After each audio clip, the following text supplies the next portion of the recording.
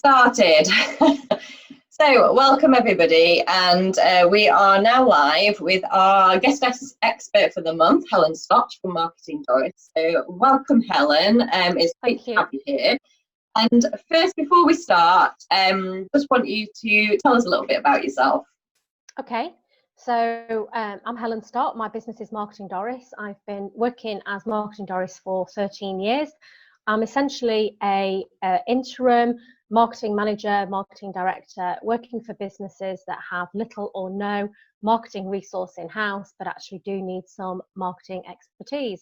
So I work with these clients, I help them put together a marketing strategy and plan, and I then roll my sleeves up and actually help them deliver if they don't actually have anybody to help them with that already in-house. So a success for me is when we take a company with no marketing, we get them to the point where they actually build up the marketing activity to the point where we actually need to hire somebody either part-time or full-time. And that actually might take a few months, it might take longer. And I've got some clients that actually never feel like that they want to hire anybody internally, but actually have just continued to use my services. So I work across a wide range of industries, from professional services, legal, finance, to manufacturing, engineering, retail.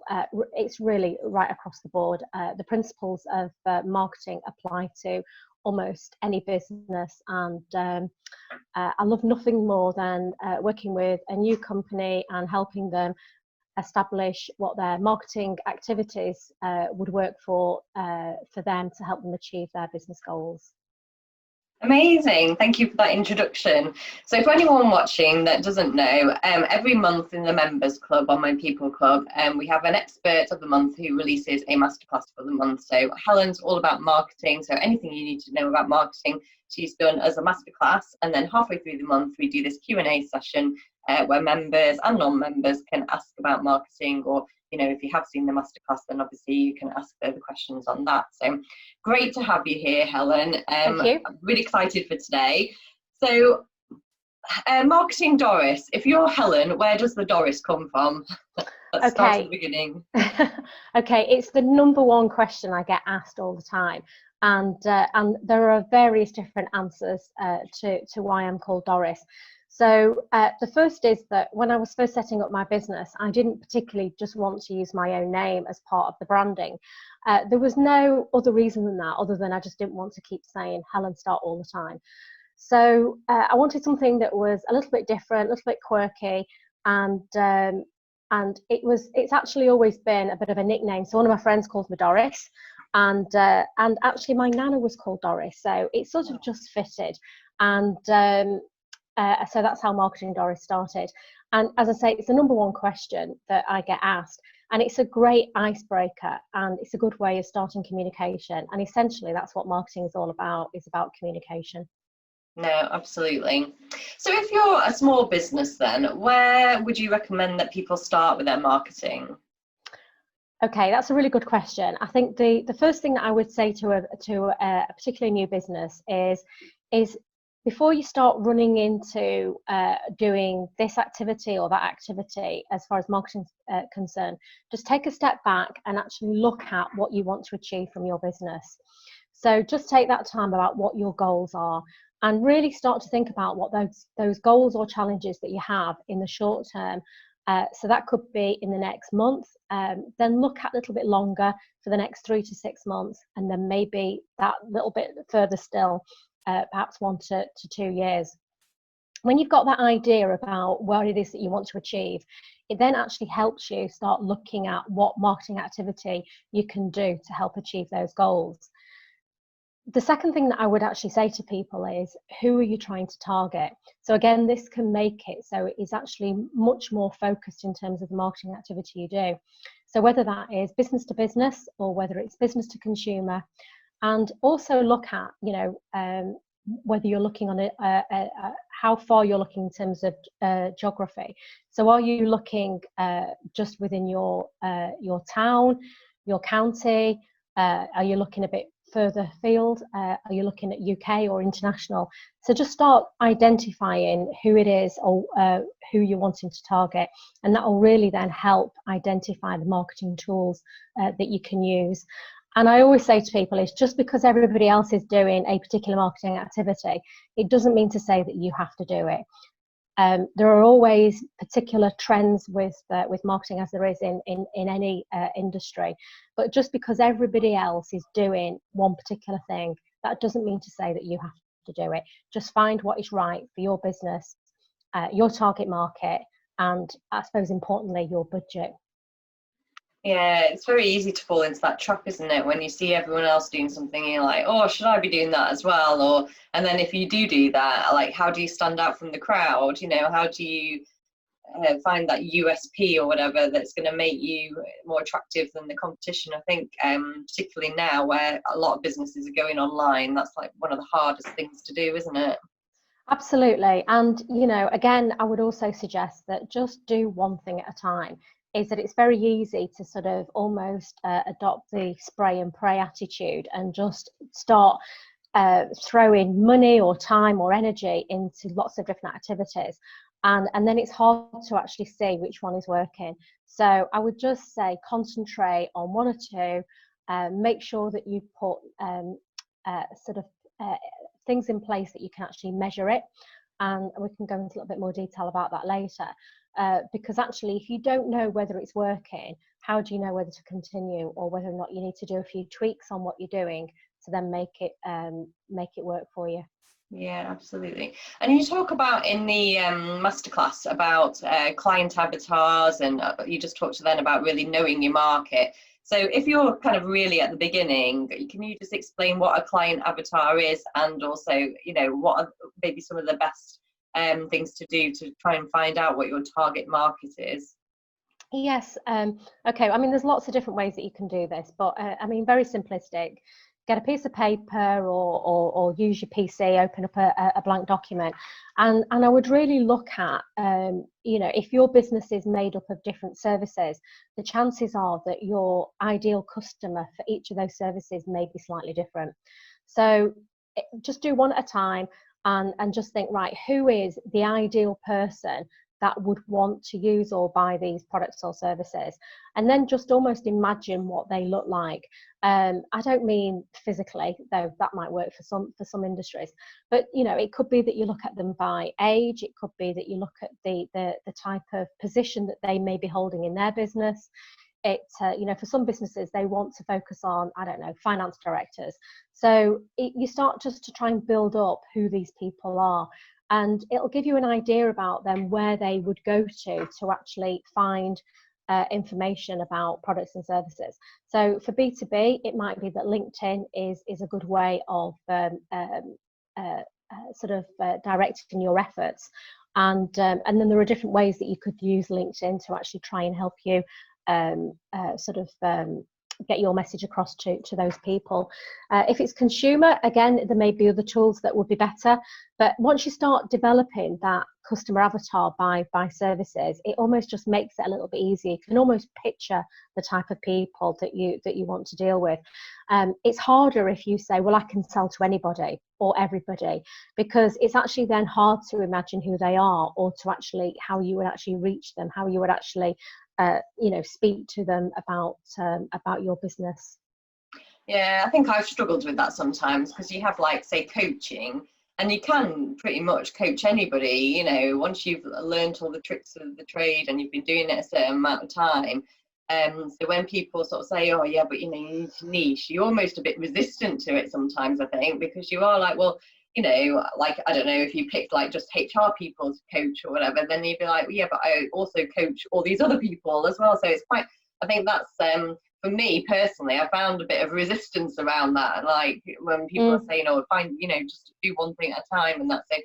I think that's quite a good point, isn't it? And it is right. Like I've started to now, you know, I'm just putting some coaching packages together at the moment, and we're just concentrating on one niche. And I can still feel that resistance. I'm a bit like, because I can't coach other people, and I think that's quite difficult to do, isn't it? I don't know if Absolutely. Absolutely, and that's why I say that you can create multiple avatars for each of the different industries or sectors or people that you're trying to target. So, for example, some people will actually on their website, or they'll have marketing materials, and it might be that they focus by sector. So it makes it a little bit easier for people to see. So if they come to your website and they just don't know where to look, and if you think about our attention spans these days, I read something a few years ago that our attention span now is less than a goldfish. And that's incredible. I mean, it still blows my mind to even think about that. But if we go to a website and we can't see immediately what we're looking for, then we just get bored and we'll perhaps move on to a different website. So it's about making it easier. So actually, if there is something to say sectors and or functions, and that there is then a section for HR, it means that within that page you can really focus your message that would appeal to HR people. If you're also trying to do some coaching for managing directors, what would be interesting to them will be different than what would be interesting to HR. So it just means that you can tailor that communication slightly. I mean, I've used website as an example.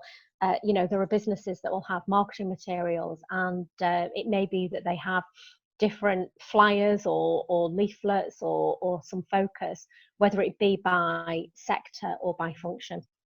Yeah, no, absolutely. And so if someone's done their avatar and they're starting some of the basic marketing activities, what's your thoughts on like size of audience? I mean, do you need a particular size of audience before you start, or how do you, if you haven't got a particularly big audience, how do you get going? Okay, well, I think the first thing to say is that the audience won't necessarily know who else is in the audience or how many is in the audience. I know that on social media you can see some indications in terms of like number of followers, but we've all got to start somewhere. So I would just really start to try and build up your audience by once you've focused on your customer avatar, is that you can then just start building up the audience based on that. So I wouldn't ever worry to think that, okay, once I've got to 100 followers or 1,000 followers or 10,000 followers, that's when I'll start. Because actually, it's just about building up those messages. And, if you're putting the right messages out on the right communication, then, some of that will grow anyway. But it doesn't always, let me think of an example. So with LinkedIn, your connections on LinkedIn may not all be ideal customers, but actually what you've got on there are people that may be able to introduce you to your ideal customer. So I wouldn't worry too much about, so when you're building up your connections, I wouldn't worry about thinking, I need to have just my target audience on there. Your target audience can be made up of different stakeholders. It could be people that will be able to introduce you because they've worked with you before, or that they understand what you do, or that there's lots of different ways of building up the audience. So I wouldn't worry about when you can start. Okay, Brill, that's great advice, thank you.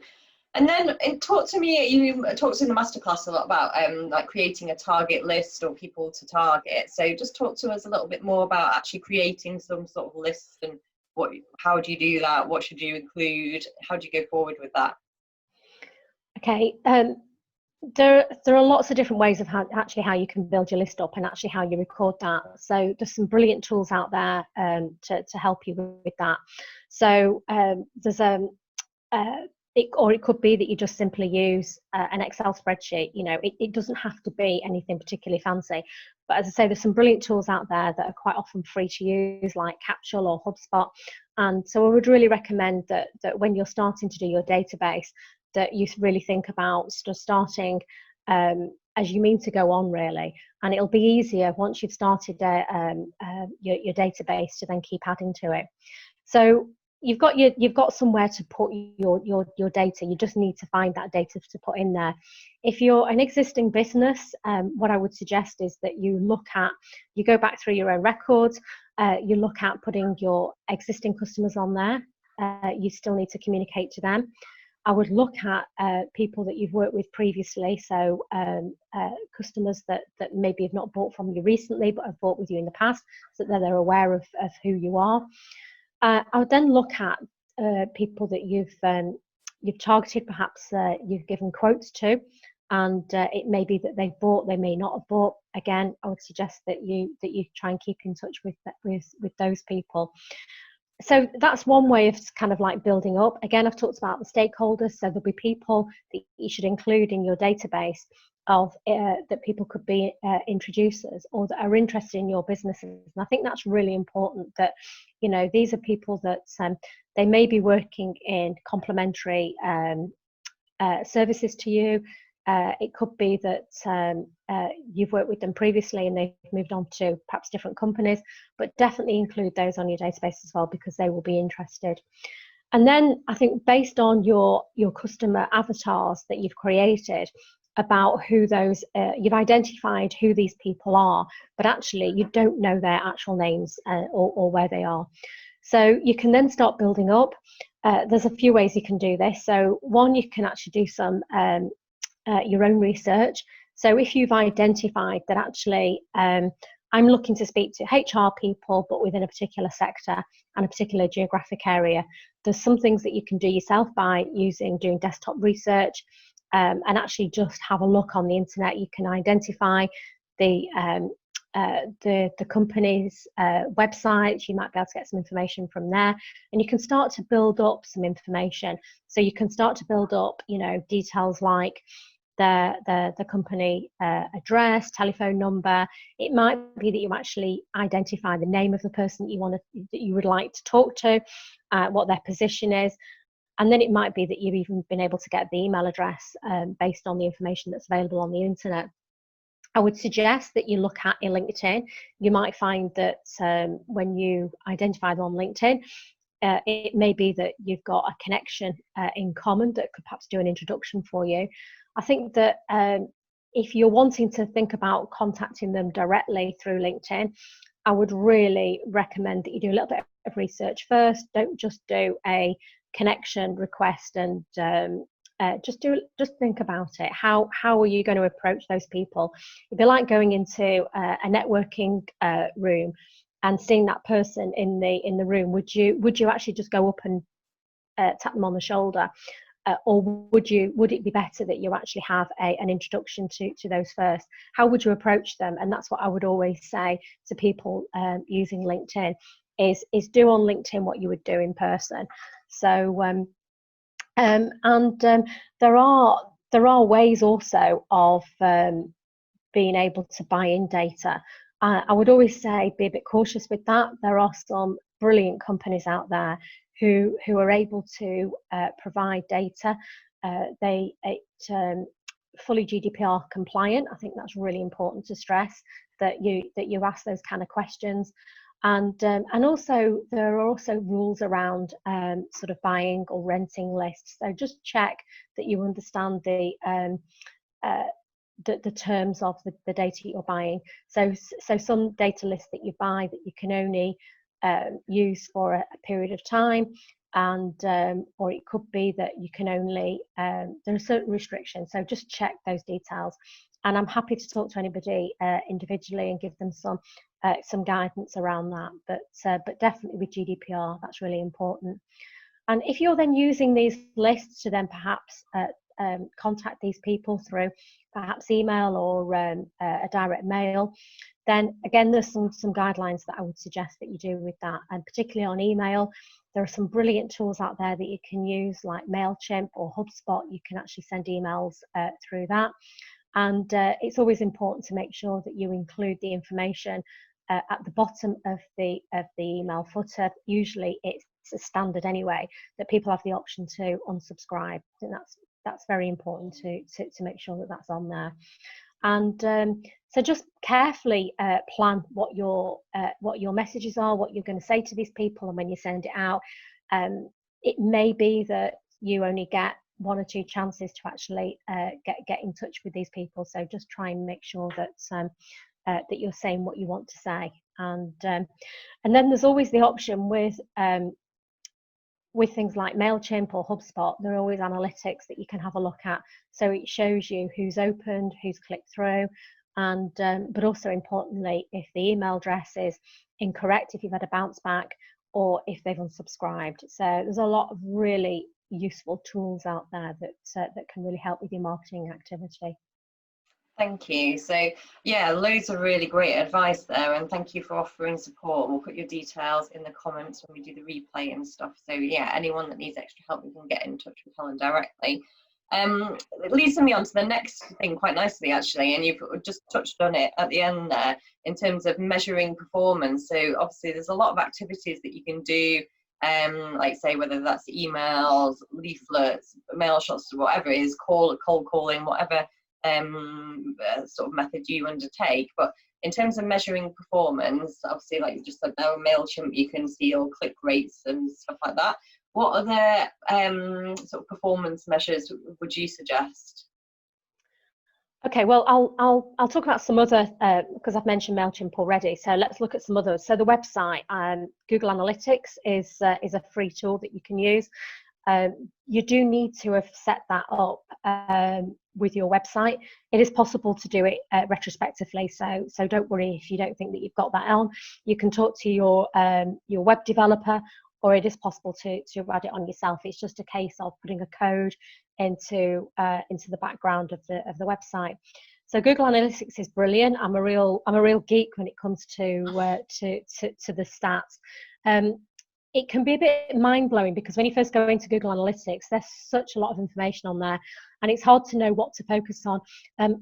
I personally probably only use about a quarter of the information on there, but there'll be other people that will use a different quarter.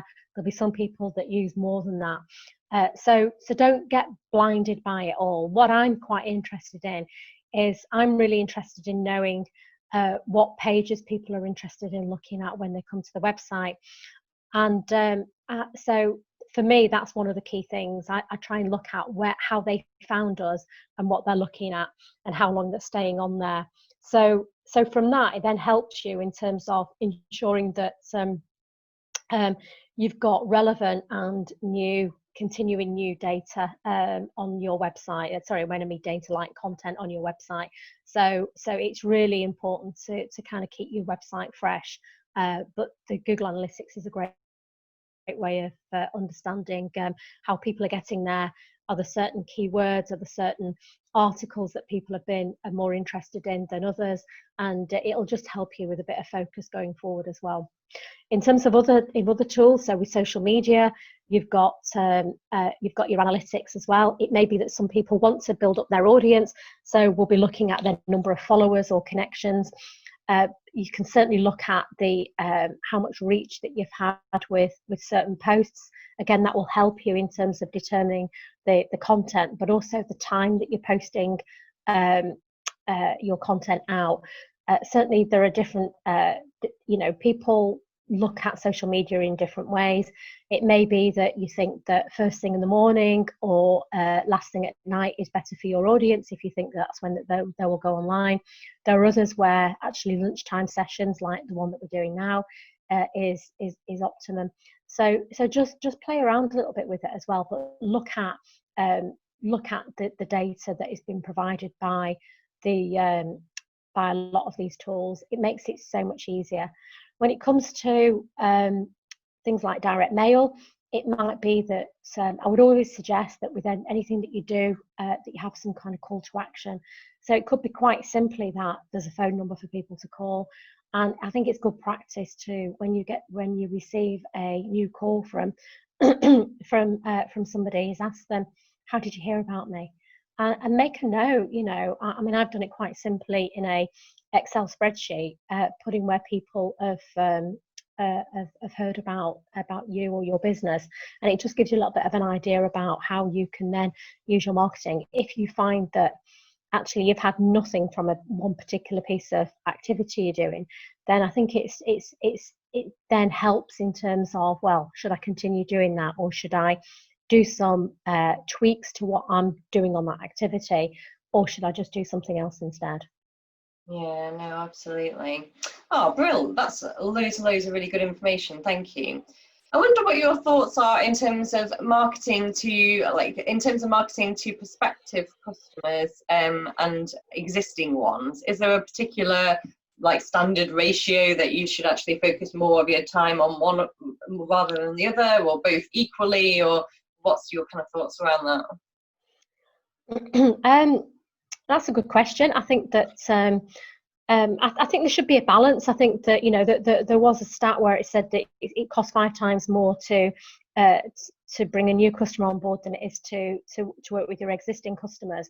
So I think that, you know, there's a balance, and I think that keeping your existing customer base, you know, communicating to them and keeping them informed, and perhaps looking at how you can offer additional services or products to them is one way. I think that I wouldn't say that there is actually a formula in terms of what you should, how much time you should spend on a new or existing customer. I think that they're equally important, but I think that it could also change depending on your business and what you're offering, and also your reach. So I would do it in balance, but I would also consider that there are other people to also communicate out to. So I've talked about those, you know, the influencers, and you know, they're just as important. But actually, for if you've got a however big your team is, or however big your organization is, it's also important to communicate to your internal audience. So your staff, your whole team, and just keep them up to date with what's happening as well, because that's just as important. That you know, everybody in their own way is a salesperson, even if that's not on their title. You know, we all know people, so I think it's a good way of keeping people on board about what's happening with the organisation. And I think you would probably advocate that from a HR perspective anyway, but just about sort of keeping people informed. Yeah, and you know, whenever you work with companies, one of the biggest gripes is the lack of communication, or communication's broken down, where the top think it's all going really well, and you sort of speak to people at the bottom and they're a bit like, no, we never hear anything, whatever. So yeah, that's a really, really good point. And then moving on then, so you've got your client avatar by this time, you're working on your target markets, and your lists and things like that, you've got your stats. How does that all build into a marketing strategy? I mean, you hear strategies for everything these days, but in terms of marketing, what is a marketing strategy? And again, what are the sorts of things that should go into one? Well, for me, the marketing strategy has to build on what the company business plan is. So, you know, if as a business you want to achieve X within an X period of time, then the marketing strategy has to sort of follow that. There's not much point sort of working sort of against that. And I think it's quite interesting, because, you know, not everybody has got a formal business plan, not everybody has a formal marketing strategy. And this might go against what other people are saying, but I actually don't think that we all need these huge big documents that might take days, weeks, months to put together, but then you think nobody ever looks at them. So, you know, for me, a marketing strategy just can be quite simple. So when I talked about at the beginning about what your plan is, or what you want to achieve over the short term, the medium term, and the long term, that in itself can form part of the strategy. So once you've identified that, you know, we've already talked about other elements of the strategy in terms of who you're targeting, and also the products and services that you've got. It's just trying to just build up information from there. But then with the plan, you know, it could be that you just look at quite a simple calendar, and okay, we want to achieve this by this date. How are we going to do that? So you might put some key information in there already. So it could be that you've got some events coming up, so put those onto the calendar. And then it's a case of looking at, well, what do we need to do in terms of that event? I know 2020 is kind of thrown everything sort of up in the air, but, you know, for businesses that may normally have trade shows or events that they go to, it's if they then put those on the calendar, is almost their key points. What do we have to do to actually build up interest in that event? So once you start putting these stakes in place, it helps you put together a plan, and that in itself will actually help you achieve your short, medium and long-term goals as part of your strategy. So I wouldn't worry. There are strategy templates out there. You know, I can help people with that kind of framework. But really, I'm always saying to people, don't think that you have to create War and Peace. It doesn't have to be like that. It can be quite a simple, you know, A4 document, and then as your business grows, or as you enter into more markets, or as you bring on more services and products, you may find naturally that the strategy increases. But really, it should reflect what the business plan is. Well, that's quite comforting to know, isn't it? Because sometimes it can feel a bit overwhelming when you think, oh God, I need to do a strategy for this. There's so much going on. And like you say, actually, it can be quite simple. You don't have to overcomplicate it, especially in the beginning. And that runs into quite nicely then. So when you start, or you doing your marketing, how long, you know, you hear all things like, you know, it takes 7 touch points or 5 touch points, but generally what's the sort of considered standard from sort of going to seeing your stuff a little bit to actually maybe converting into being a customer? Again, I don't think that there's any strict formula. I think that, you know, every industry, every target will be slightly different. I think that it's just important to, and this is why measuring it is important and monitoring it, because what you will identify is the communication messages that are actually hitting the mark. So I would really just try and focus on that. I think that, you know, we get bombarded with so many different messages from so much different medium. It's about perhaps just doing a little bit of research to find out which you think is the right way. And often it's a case of looking at your own, at what you do yourself. You know, how you research the market. If you're looking for a new, I don't know, new vacuum cleaner, for example, or you're looking for a new service, then just think about how you do that yourself. And that really, again, helps build up that customer avatar. And do a little bit of research, talk to people, and just find out how they do these things. So, you know, it may be that there are 7 touches, but actually, if you said to a target customer, could you tell me, or a customer once they're on board, how you heard about me, it might be that one of those touches, you know, it isn't something that you've actually done. You know, we forget where we've heard about things. It may be that they've seen your advert. It may be that they've seen some social media posts, but actually they then might say, well, I found you on the web. I found your website. So you put that down as that they found me through the website, but actually they've already heard about you. And the only reason that they've mentioned the web is because they went to find your website to get your telephone number.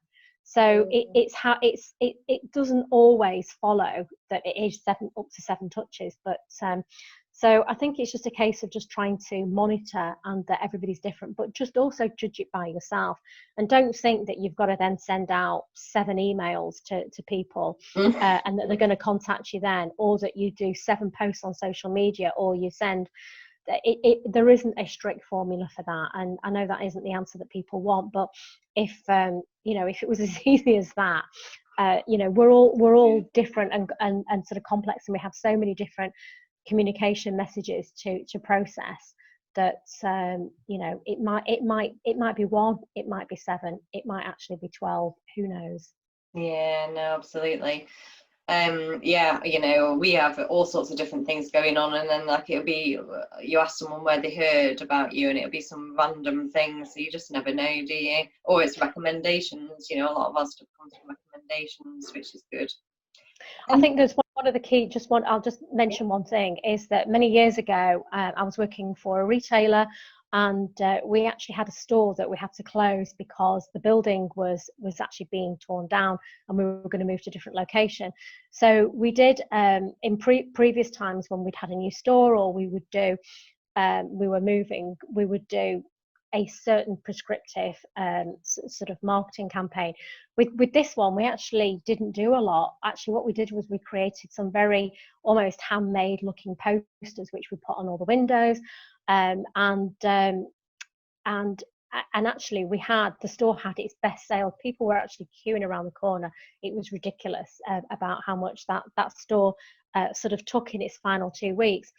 And we did some research. It was very basic research, but we actually asked customers as they were coming in, how did you hear about the closing down sale?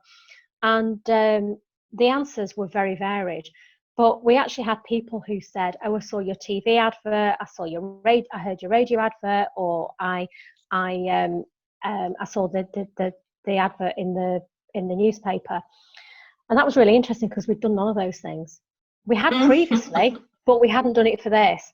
So it's really interesting that people don't always remember, or that they find out in sort of a different way. So we then decided we were going to replicate that and try and do it with other stores, if we had to kind of, if we were moving or whatever. And actually what worked in one region didn't then work in another.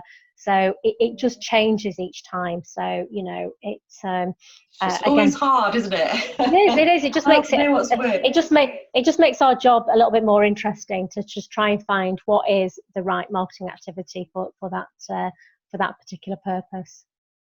And talk to us a little bit about, so people talk about personal brand and business brand. So do you think there's a big difference, and if so, how should you use each one?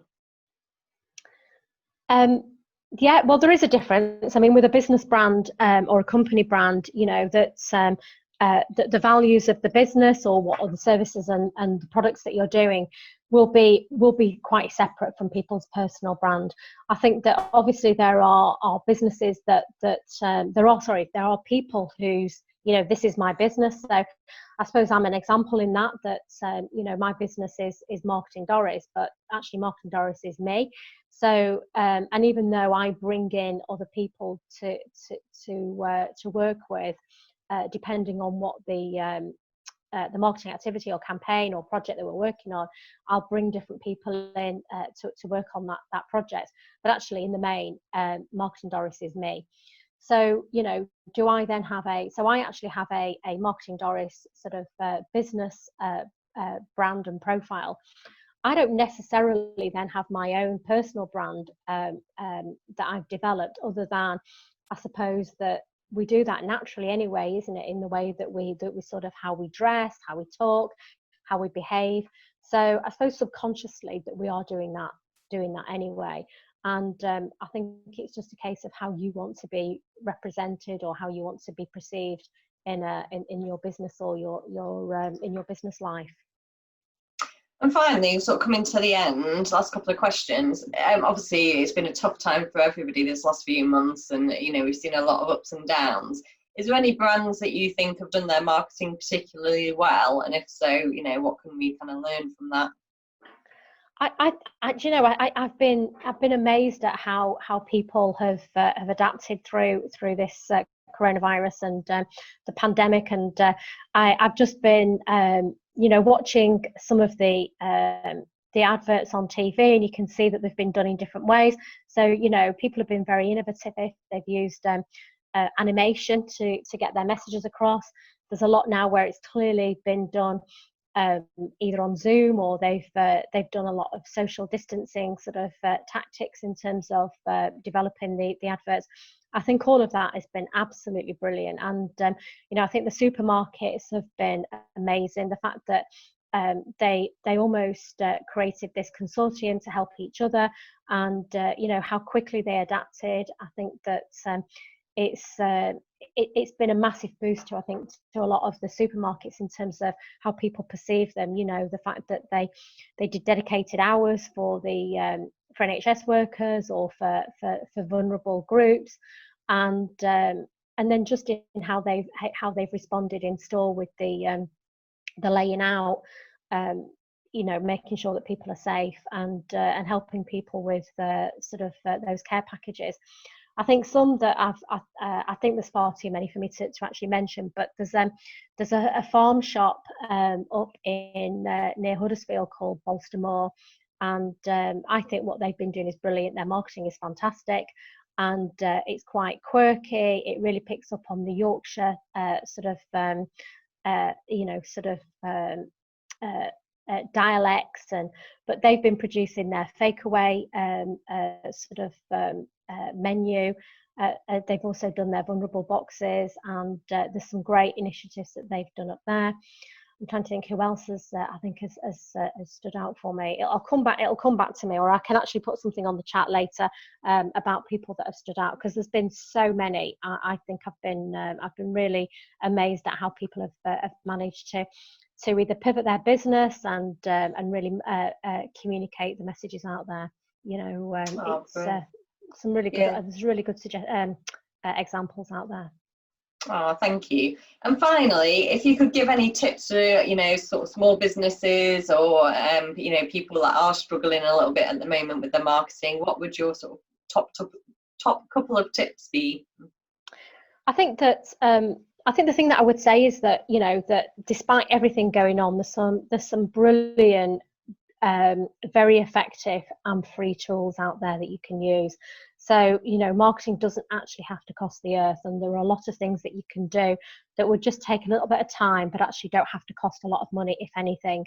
So I'm talking about things like social media. I think that, they're all free to use. People, obviously you can pay in terms of memberships like on LinkedIn, or you can do advertising. I think that, if your budget is tight, then that just utilize all the free tools that you can use. There's programs like I've talked about already about for email marketing with HubSpot or MailChimp, and there are lots of other options out there as well. In terms of graphic design, I think that I think where possible, there are some fantastic graphic designers out there, and I can introduce you to them if needs be. But also there are tools like Canva, which are great, and those you can. Yeah, you can do some brilliant things on Canva, and I'm not taking away anything from a graphic designer, but it's there are things that are good interim solutions, and will actually help you kind of build up your marketing activity to the point where you can then perhaps expand it a bit further, or then bring in some outside help. Yeah, no, absolutely. Yeah, Canva's brilliant. We have our web guy does graphic design as well, and there's definitely some of the graphics that we use, like the avatars and stuff, that he is best doing. But like you say, just sometimes, especially for like social media posts and stuff like that, Canva's a great tool, and we use that a lot. Great. So thank you so much for today. It's been amazing, and some really, really good tips there. So if you started halfway through or whatever, if you're watching this, then please do start from the beginning, because there's loads and loads of pretty good information and tips. So finally, Helen, how can people work with you? How can they contact you if they want to speak to you in more detail? Yeah, well, they can just search for Marketing Doris. My website is marketingdoris.co.uk.